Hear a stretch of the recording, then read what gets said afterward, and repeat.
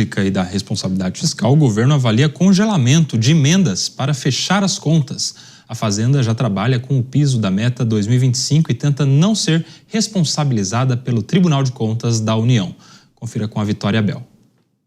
O governo pode acabar congelando mais de R$1 bilhão em emendas parlamentares até o fim do ano para tentar fechar as contas ainda de 2025. Vamos lembrar que o Tribunal de Contas da União vem cobrando o governo de tentar permanecer no centro da meta fiscal.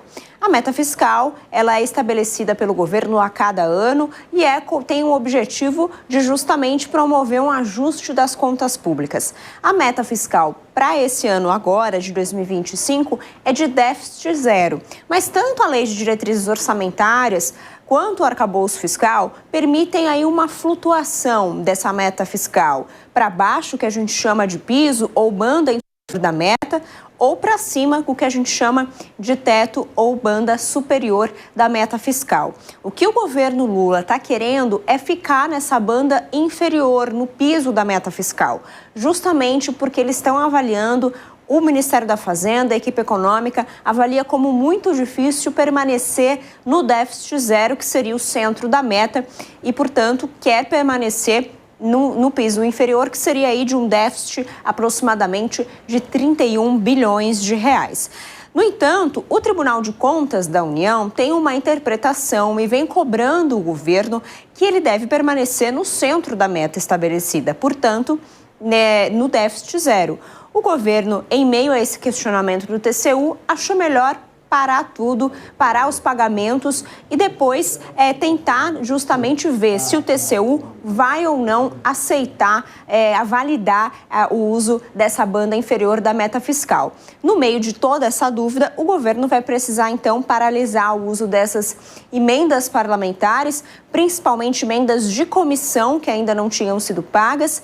Agora, isso pode prejudicar ainda mais o ambiente político no Congresso Nacional, principalmente na Câmara dos Deputados, onde o governo está tendo ainda mais resistência para as votações. A gente também destaca que o governo, para tentar garantir o uso dessa banda inferior da meta fiscal, portanto, garantir que o déficit vai ser aceito pelo TCU a partir de agora, ele vai tentar colocar um projeto de lei do Congresso Nacional, que a gente chama de PLN, em votação, e esse PLN teria o poder de modificar a LDO de 2025, que já foi aprovada lá atrás.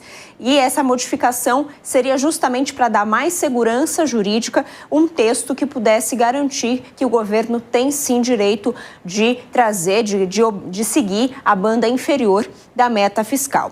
O TCU, por enquanto, o ministro relator, Benjamin, disse que o governo tem um aval aí para justamente, por enquanto, seguir a banda inferior da meta, mas tudo vai depender da votação do plenário do TCU para saber se o governo vai ou não poder ficar em déficit nesse ano de 2025. É a corrida para fechar as contas do governo, ô Diego Tavares? Deixa eu entender de você. Até as emendas parlamentares podem ser congeladas agora em relação a isso. Pois é, Koba, e isso dá um sinal do que é o problema que nós temos com as contas públicas.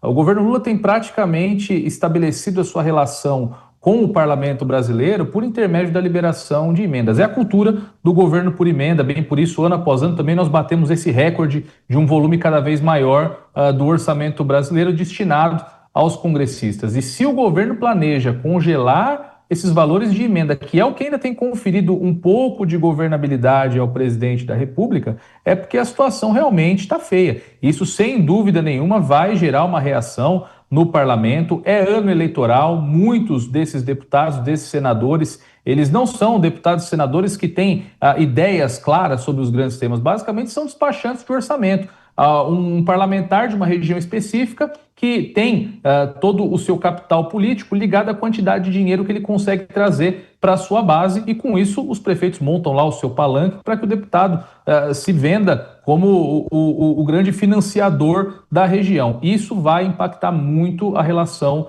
do presidente da República com o Congresso Nacional e, claro, em ano eleitoral isso pode ter um custo político muito alto para o projeto de reeleição do presidente Lula ou para o seu projeto de sucessão. Daqui a pouco o Diego Tavares volta com